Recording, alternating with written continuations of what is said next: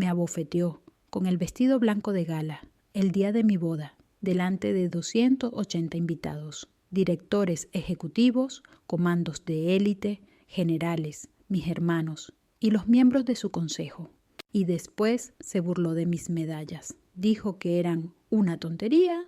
Esa fue la última herencia que me dejó Mateo Serrano. Una humillación pública envuelta en rabia de diseñador. Me llamo Clara Serrano, comandante de la Armada Española, hija de Mateo Serrano, magnate inmobiliario, figura de portada en todas las revistas de negocios, el hombre que educó a sus hijos para heredar su imperio y a su hija para callar.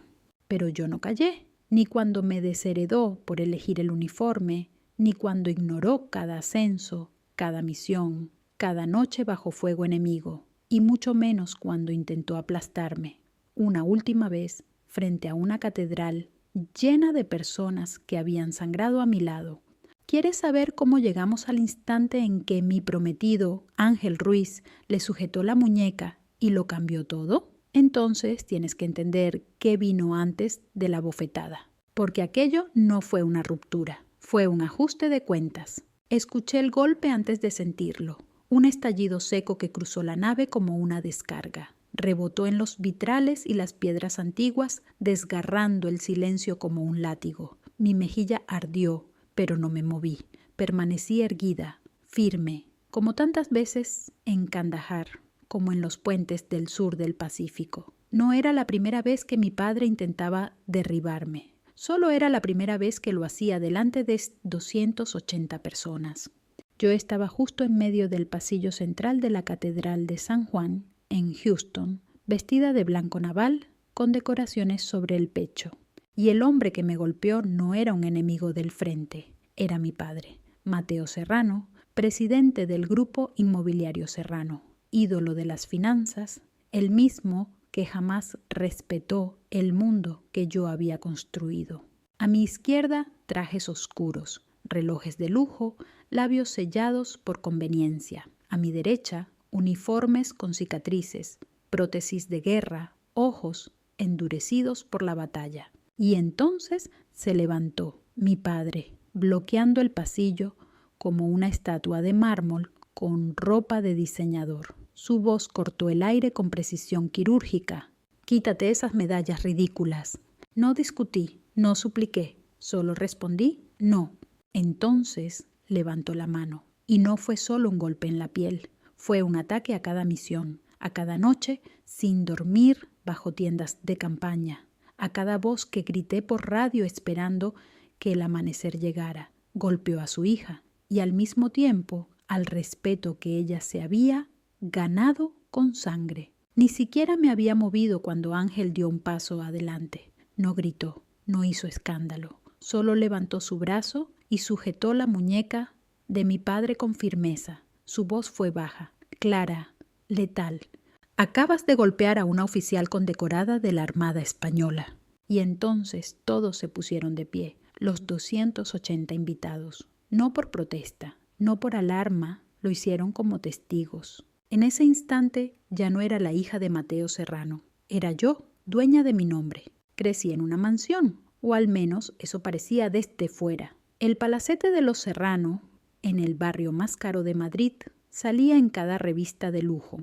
Paredes de caoba, lámparas de cristal, bodega de 3 niveles, un piano de cola que nadie tocaba desde hacía 17 años, pero no había calor, ni olor a tostadas por las mañanas, ni domingos perezosos, solo el eco de zapatos brillantes y relojes que medían productividad.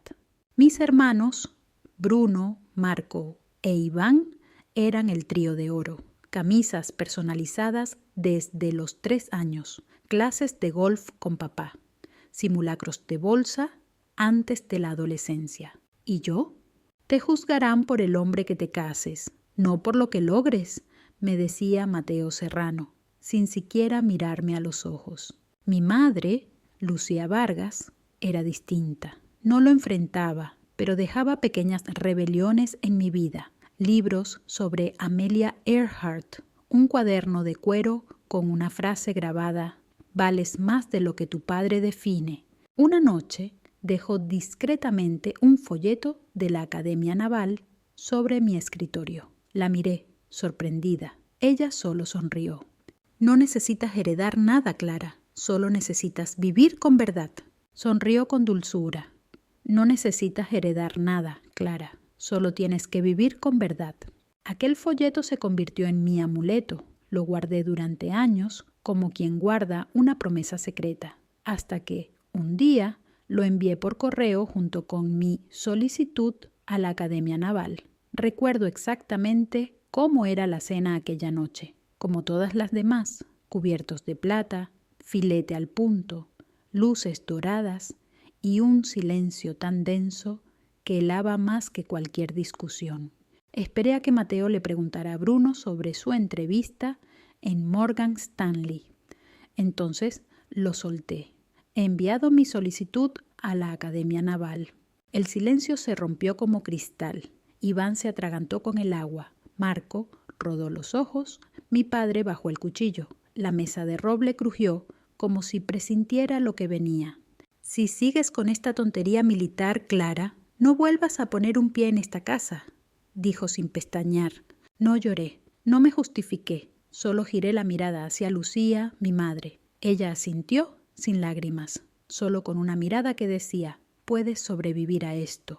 3 meses después, el cáncer pancreático se la llevó. Su última nota manuscrita era una sola frase: agarra lo verdadero, incluso cuando nadie te aplauda por ello.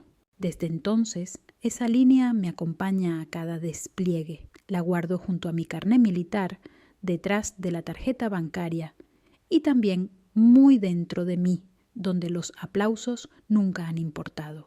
Aún recuerdo mi primer día en el campo de entrenamiento de la academia, 5 de la mañana, frío cortante. El algodón rígido del uniforme no bastaba para proteger la piel. Un teniente joven pasó junto a mí. Me miró de reojo y soltó una sonrisa torcida. La princesita Serrano, a jugar a soldadita antes de volver al club de golf, ¿eh? No respondí. Caí al suelo y seguía haciendo abdominales. Conté cada repetición en silencio, convirtiendo su veneno en gasolina. Durante los primeros 4 años de servicio, no intenté demostrarle nada a mi padre. No buscaba revancha. Servía porque sabía que estaba haciendo lo correcto. No hubo cartas, ni llamadas por Navidad, ni un solo «estoy orgulloso de ti». Una frase que no escuchaba desde los 10 años. Aún así, lo intenté una vez. Después de una emboscada en Helmand, Afganistán. Yo era oficial de logística, no de combate. Un camión explotó y arrastré a un cabo herido, arrastrándome sobre la arena. Cuando llegó el helicóptero, mi uniforme estaba empapado de sangre ajena. Recibí una medalla de reconocimiento. Le envié una foto a Mateo. Aparezco junto al coronel, saludando con la derecha. En la izquierda, la caja condecorativa. Una semana más tarde, recibí un sobre. Sin carta, sin palabras, solo un recorte de revista. Iván Serrano, nombrado el CFO más joven en la historia de España. Debajo, garabateado con su letra: esto sí es éxito de verdad. Metí el papel en el incinerador de la base. Por primera vez en mi vida vi arder algo y no sentí calor. Conocí a Ángel Ruiz en la base naval de Rota durante una sesión técnica de coordinación logística conjunta. 3 horas de rutas de suministro alternativas, diagramas, cansancio. Mi moño mal hecho. La voz me tembló en la diapositiva 7. No esperaba que a nadie le importara, pero al terminar Ángel se acercó. Llevaba aún los guantes de entrenamiento, sus ojos tranquilos, sin juegos de jerarquía. «¿No estás moviendo cajas?», dijo con una voz serena. «Estás moviendo vidas». Me quedé inmóvil, no por coqueteo, sino porque era la primera vez que alguien me veía a mí, no mi apellido, no mi rango. Solo Clara. Empezamos compartiendo cenas en el comedor, después cafés nocturnos y luego sesiones de entrenamiento que se alargaban sin necesidad. Ángel no llenaba el silencio, lo dejaba estar y hablaba sin decir nada innecesario. Recordaba que no tomo azúcar, que odio los tomates, y que siempre me excusaba cuando alguien empezaba con «Eres muy lista para ser mujer». Una noche de lluvia en Cádiz paseábamos por el muelle. El viento nos azotaba con sal y polvo. Sacó una cajita del bolsillo. «No puedo prometerte mares en calma», me dijo, «pero remaré contigo». No lloré, no hacía falta, solo asentí. Escuché una inspiración repentina, entrecortada, como si el aire se negara a entrar del todo. Vi el destello en los ojos del capitán Julián Ortega, una chispa fugaz, como antes de una explosión. Sargento Tomás Vidal estaba inmóvil, una mano cerrándose lentamente sobre el eje de carbono de su bastón.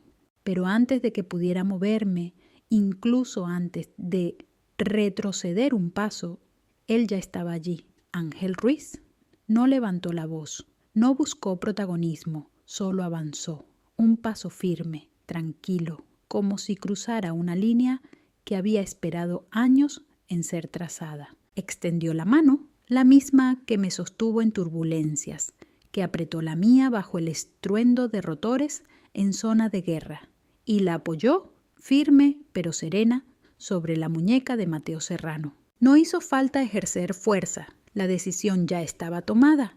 Entonces habló, no hubo gritos, no hubo rabia, solo 8 palabras. Acaba de golpear a una oficial condecorada de la Armada Española. El silencio se quebró. La voz de Julián Ortega resonó clara como un disparo de mando. Almirante en cubierta, todos los invitados militares en la capilla, desde veteranos endurecidos por la guerra hasta comandantes de cabello plateado, se pusieron en pie al unísono. Uniformes se enderezaron, manos se elevaron a las sienes. Incluso algunos civiles, sin entender del todo, pero con respeto sincero, se incorporaron en silencio solemne.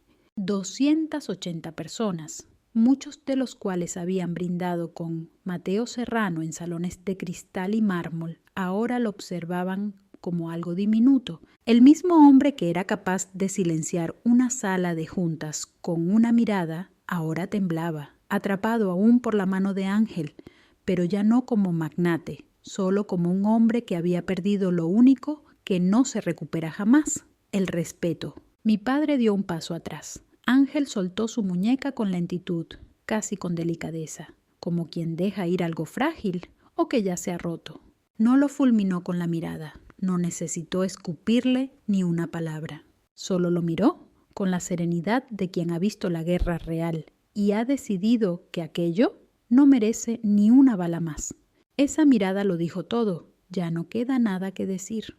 Mateo giró la cabeza de forma casi instintiva hacia el lado izquierdo de la capilla, el lado de su gente, financieros, constructores, donantes ilustres, figuras que durante años habían cimentado su prestigio en la cercanía a su apellido, pero ahora le devolvían la mirada con algo más frío que el desprecio, reconocimiento, la certeza de que el hombre que admiraban, envidiaban, seguían, acababa de abofetear a una oficial condecorada, a su propia hija, y no en privado, sino delante del uniforme de toda una nación.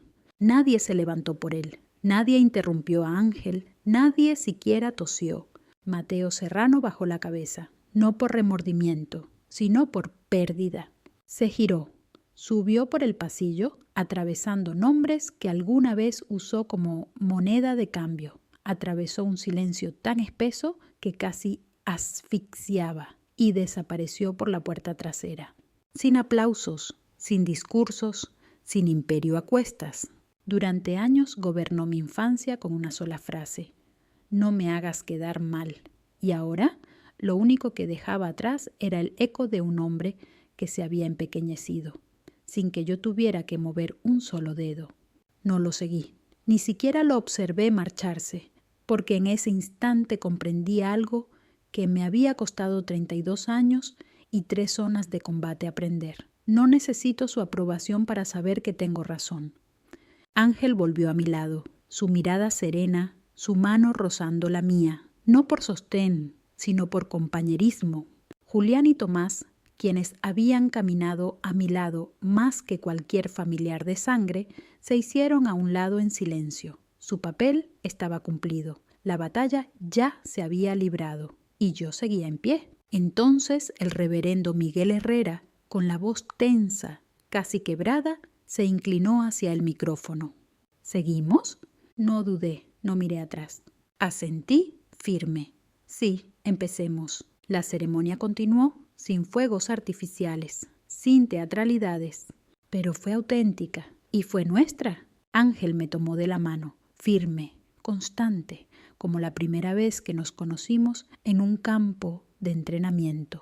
La misma mano que sacó a alguien del oleaje, la que redactó solicitudes de traslado por compañeros que ya no sabían cómo pedir ayuda, la que me tocó suavemente la espalda cuando las pesadillas me dejaban sin aliento y cuando el reverendo pronunció proteger, servir, honrar, no escuché solo votos, escuché el eco de cada momento en que serví sin ser vista. Y de pronto todo encontró su lugar. No todos tienen el privilegio de pararse en un lugar forjado con sacrificio y aún así llamarlo felicidad.